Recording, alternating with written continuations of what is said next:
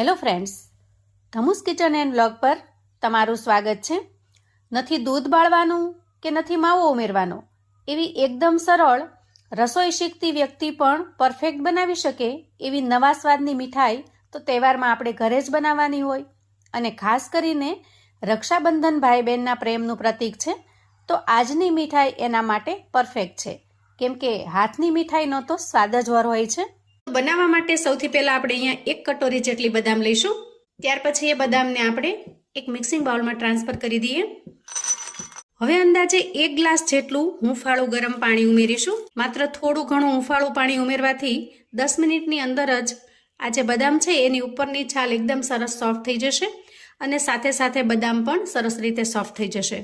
તો આ રીતે પાણી ઉમેર્યા પછી ઢાંકણ ઢાંકીશું અને અંદાજે 10 મિનિટ સુધી બદામને પાણીની અંદર પલળવા દઈશું. ત્યાર પછી નાની એક કટોરી લઈ એના અંદર અંદાજે 2 ચમચી જેટલું હુંફાળું દૂધ ઉમેરી દઈએ અને એના અંદર થોડા કેસરના તાતણા ઉમેરી દઈએ. તો જે રીતે બદામને આપણે 10 મિનિટ સુધી પલળવા માટે મૂકી છે એ રીતે આપણે આ દૂધની અંદર કેસરને પણ પલળવા દઈશું અંદાજે 10 મિનિટ સુધી.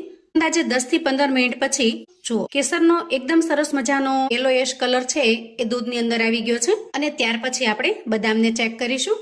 જુઓ બદામ પણ એકદમ સરસ રીતે પલળી ગઈ છે અને એની છાલને ઉતારતા એકદમ આસાનીથી છાલને તમે ઉતારી શકો એટલી સરસ સોફ્ટ થઈ ગઈ છે. તો આપણી આજની આ રેસીપી ખૂબ જ નજીકમાં આપણા તહેવારો આવી રહ્યા છે એના અનુસંધાને મેં બનાવેલી છે, ખાસ કરીને રક્ષાબંધન. કેમ કે રક્ષાબંધન એક એવો તહેવાર છે કે એના અંદર તો ઘરમાં મીઠાઈ આવે જ આવે, પછી બહારથી ખરીદીને લાવીએ અથવા તો ઘરે બનાવીએ. અને હાલ બજારની અંદર જે ભેળસેળનું પ્રમાણ ખૂબ વધ્યું છે એના લીધે મીઠાઈ તો મારું માનવું એવું છે કે ઘરે જ બનાવવી બેતર છે, કેમ કે ઘરની મીઠાઈ છે એમાં તમને શુદ્ધતાની ખાતરી રહેશે. અને આ મીઠાઈ એટલી સરળ સિમ્પલ છે કે તમે જો નવી રસોઈ શીખતા હશો તો પણ આરામથી બનાવીને તૈયાર કરી શકશો. તો અહીંયા આપણે બદામને બધી જ એની છાલ ઉતારી એકદમ સરસ ચોખ્ખી કરી લીધી છે. તમારું જો અગાઉથી પ્લાનિંગ હોય કે આ રીતે મીઠાઈ બનાવી છે તો આ બદામને તમે ઓવરનાઇટ પલાળી રાખશો તો બદામ ખૂબ સરસ મજાની સોફ્ટ થઈ જશે. કેમ કે મારે આજે ઉતાવળમાં અચાનક જ નક્કી થયું કે હું આજે આ રેસીપી બનાવીશ, જેથી કરીને મેં અત્યારે 10 મિનિટ સુધી જ પલાળી છે. 10 મિનિટમાં પણ કોઈ વાંધો તો નહીં જ આવે, પણ જો તમે આખી રાત પલાળશો ને તો એક દાણો એકદમ સરસ મજાનો સોફ્ટ થઈ જશે અને એની છાલ ઉતારવામાં પણ તમને બિલકુલ વાર પણ નહીં લાગે. તો આ રીતે બદામને તૈયાર કર્યા પછી આપણે એક મિક્સર જાર લઈશું અને તૈયાર કરેલી બદામને એમાં ટ્રાન્સફર કરી દઈશું. ત્યાર પછી જારની અંદર અંદાજે એક નાના ચમચા જેટલી દૂધની ફ્રેશ મલાઈ ઉમેરી દઈએ. મલાઈ ઉમેરવી બિલકુલ ઓપ્શનલ છે અને સાથે એક નાના ચમચા જેટલું હુંફાળું ગરમ દૂધ પણ ઉમેરીશું. દૂધ અહીંયા સામાન્ય તાપમાન વાળું હોય તો પણ ચાલે. અહીંયા મલાઈ ઉમેરવાથી જે બદામ છે એનું ટેક્સચર એકદમ સરસ ક્રીમી થઈ જશે. જો તમારે મલાઈ ન ઉમેરવી હોય તો એની જગ્યાએ તમે 4 થી 5 નંગ જેટલા કાજુ પણ ઉમેરી શકો છો. તો હવે આપણે જારને ઢાંકણ ઢાંકીશું અને એની એકદમ સરસ મજાની પેસ્ટ બનાવીને તૈયાર કરીશું. ત્યાર પછી આપણે એક પેન લઈ લઈએ અને તૈયાર કરેલી બદામની પેસ્ટને એમાં ઉમેરી દઈશું. તો અહીંયા તમે જોઈ શકો છો કે બદામની એકદમ સરસ મજાની બારીક પેસ્ટ બની ગઈ છે, એમાં બિલકુલ દાણા કે ઝીણા ચંક્સ રહ્યા નથી. હવે જારની અંદર જે બદામની પેસ્ટ બાકી રહી ગઈ છે એના માટે આપણે થોડું પાણી ઉમેરી દઈએ જારમાં અને એકદમ સરસ રીતે મિક્સ કરી આપણે એને પેનમાં લઈ લઈએ, જેથી બદામની પેસ્ટ બિલકુલ વેસ્ટ ન જાય અને જાર પણ સરસ ચોખ્ખો થઈ જાય. હવે આપણે સ્પેચ્યુલાની મદદથી મિશ્રણને સૌથી પહેલા તો એકદમ સરસ મજાનું સ્મૂથ બનાવી લઈએ અને ત્યાર પછી એમાં આપણે જેટલું મીઠું બનાવવું હોય એ પ્રમાણેની સાકર અથવા તો ખાંડને ઉમેરી દઈએ. હું અહીંયા પોણી કટોરી જેટલી ખાંડ લઉં છું. તમારે જો વધારે ગળ્યું ખાતા હોય તો થોડી ખાંડ વધારે ઉમેરવાની અને જો મોળું ખાતા હોય તો આનાથી થોડી ઓછી ઉમેરવાની. મેં અહીંયા મીડિયમ ગળપણ બને એ રીતની ખાંડ ઉમેરેલી છે, એટલે માપ પ્રમાણે જોઈએ તો જેટલી આપણે બદામ લીધી છે એટલી જ મેં અહીંયા ખાંડ લીધી છે. હવે આ રીતે બંને વસ્તુને એકદમ સરસ રીતે મિક્સ કર્યા પછી આપણે જે કેસરનું દૂધ તૈયાર કરેલું છે એને પણ ઉમેરી દેવાનું છે, જેથી કેસરનો એકદમ સરસ મજાનો યલોઇશ કલર છે એ સરસ રીતે મિક્સ થઈ જાય. અહીંયા તમે જોઈ શકો છો કલર એકદમ સરસ આવી ગયો છે. હવે આ બધી જ વસ્તુને આપણે સરસ રીતે મિક્સ કરી લઈશું અને ઢાંકણ ઢાંકી અંદાજે 10 મિનિટ સુધી રેસ્ટ થવા દઈશું, જેથી ખાંડ છે એ મિશ્રણની અંદર સરસ રીતે મિક્સ થઈ જાય. હવે અંદાજે 10 મિનિટનો રેસ્ટ આપ્યા પછી જુઓ અહીંયા ખાંડ એકદમ સરસ રીતે ઓગળી ગઈ છે. આ રીતે મિક્સ કરતા તમને આ મિશ્રણ થોડું મિલ્ક મેડ જેવું પણ લાગશે. જુઓ એકદમ સરસ ક્રીમી ટેક્સચર વાળું બને છે, એ રીતનું જ એનું સ્ટ્રક્ચર પણ બન્યું છે અને ટેસ્ટમાં પણ એ રીતે લાગે છે. તો આ રીતે એકદમ સરસ મજાનું મિક્સ કર્યા પછી આપણે 1 વાટકી જેટલું નાળિયેરનું ખમણ લઈશું આ ખમણ આપણને આસાનીથી બજારમાં મળી જાય છે. ઝીણું જે પાવડર જેવું આવે છે એ ખમણ આપણે લેવાનું છે અને એ નાળિયેરના ખમણને પણ આપણે પેનની અંદર ઉમેરી દઈએ અને સરસ રીતે મિક્સ કરી લઈએ. તો અહીંયા તમે જુઓ, પેન હજી આપણે ગેસ ઉપર મૂક્યું જ નથી. આ રીતે બધી જ વસ્તુને આપણે ગરમ કર્યા વગર જ મિક્સ કરી લેવાની છે અને બધું જ સરસ રીતે મિક્સ થાય પછી જ આપણે એને ગેસ ઉપર મૂકવાની છે. એટલે જ મેં કહ્યું કે આ રેસીપી કોઈ પણ બિગનર્સ હશે, જે રસોઈ કરતા શીખતા હશે, એ પણ આસાનીથી બનાવીને તૈયાર કરી શકશે.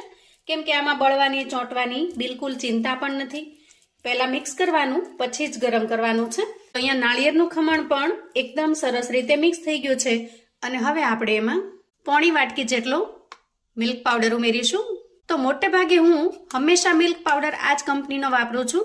તમે કઈ કંપનીનો વાપરો છો એ મને કોમેન્ટમાં ચોક્કસથી જણાવજો. હવે અહીંયા મિલ્ક પાવડર પણ આપણે જેટલું નાળિયેરનું ખમણ લીધું છે અને જેટલી બદામ લીધી છે એટલું જ ઉમેરવાનું છે.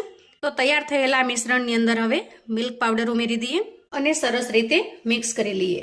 મિલ્ક પાવડર છે એ અહીંયા માવાનું કામ કરશે. કોઈ પણ મીઠાઈ બનાવતી વખતે આપણે એમાં માવાનો ઉપયોગ તો કરતા જ કરતા હોઈએ, કેમ કે માવાથી જ મીઠાઈ એકદમ સરસ બનતી હોય છે. એટલે આપણે અહીંયા જે મિલ્ક પાવડર ઉમેર્યો છે એ માવાની જેમ જ મિક્સ થઈ જશે. અહીંયા તમે ઈચ્છો તો થોડો વેનીલા પાવડર ઉમેરી શકો છો અને જો તમારે પીળા કલરની અંદર એટલે કે યલોઇશ કલરની અંદર પેંડા ન બનાવવા હોય તો થોડો કોકો પાવડર પણ ઉમેરી શકો છો. ખાસ કરીને બાળકોને આ ટેસ્ટના પેંડા વધારે ભાવતા હોય છે, તો ચોઈસ તમારી છે. તમારે જે રીતે બનાવવા હોય એ રીતનો પાવડર તમારે ઉમેરી દેવાનો. અહીંયા હું એક નાની ચમચી જેટલો વેનીલા પાવડર ઉમેરું છું, જેથી ટેસ્ટમાં એનો ખૂબ મસ્ત ટેસ્ટ બનીને તૈયાર થશે. આજે વેનીલા પાવડર ઉમેરવો બિલકુલ ઓપ્શનલ છે. તમને જો ઈચ્છો તો જ તમારે ઉમેરવાનો, અધરવાઇઝ તમે એને સ્કીપ પણ કરી શકો છો. સીધા જે આપણે બનાવીએ એવા બદામ પેંડા પણ બનાવી શકો છો. હવે આ બધી જ વસ્તુને મિક્સ કરતા મિશ્રણ કંઈક આ રીતનું તૈયાર થયું છે. તો તમે જોશો કે મોટા ભાગની વસ્તુ અહીંયા મિક્સ થઈ ગઈ છે. એક જ વસ્તુ આમાં મિસિંગ છે અને એ છે એલચીનો પાવડર. 3 થી 4 એલચીને ક્રશ કરી અહીંયા મેં સરસ મજાનો પાવડર બનાવી લીધો છે. તમારી પાસે જો ક્રશ કરેલો તૈયાર આવે છે એલચી પાવડર હોય તો તમે એને પણ ઉમેરી શકો છો. હવે આ એલચી પાવડરને પણ આપણે સરસ રીતે મિક્સ કરી લઈશું. તો આજે હું એકદમ ઝીણામાં ઝીણી ટિપ્સ સાથે તમને આજે બદામ પેંડા બનાવવાની રીત શેર કરું છું, જેથી કોઈ પણ બિગનર્સ હશે, નવી બનાવતા હશે, એ પણ ઝીણામાં ઝીણી ટિપ્સને ફોલો કરી બજાર કરતા પણ સરસ એવા પેંડા બનાવીને તૈયાર કરી શકશે.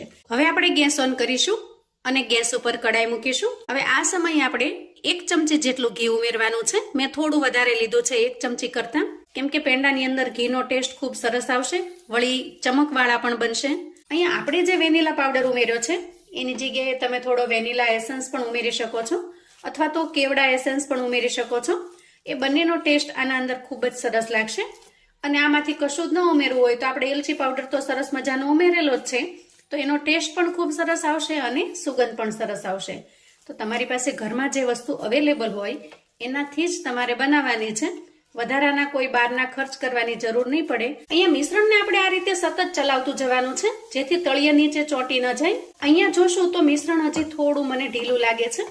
હજી આપણે એને થોડું કઠણ બનાવવાનું, જેથી પેંડા વાળવામાં બિલકુલ તકલીફ ન પડે. તમે એના પેંડા વાળવા હોય તો પેંડા વાળી શકો, અથવા તો તમારે જો એના લાડુ બનાવવા હોય તો નાના નાના સરસ મજાના લાડુ પણ બનાવી શકો છો.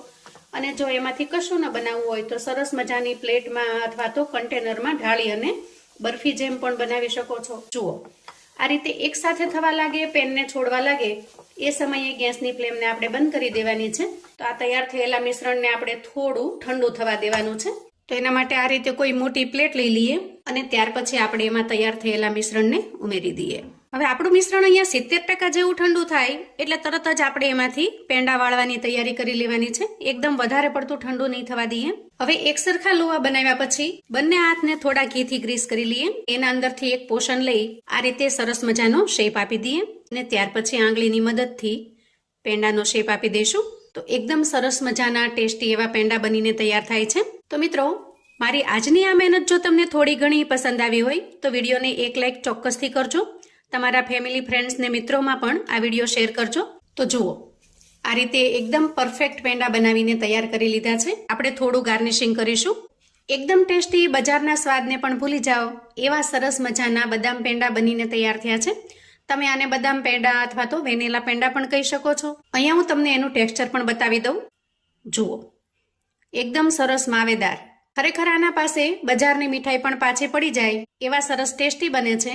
તો એક વખત તહેવારની અંદર ચોક્કસથી બનાવજો અને તમારો ફીડબેક મારી સાથે શેર કરજો.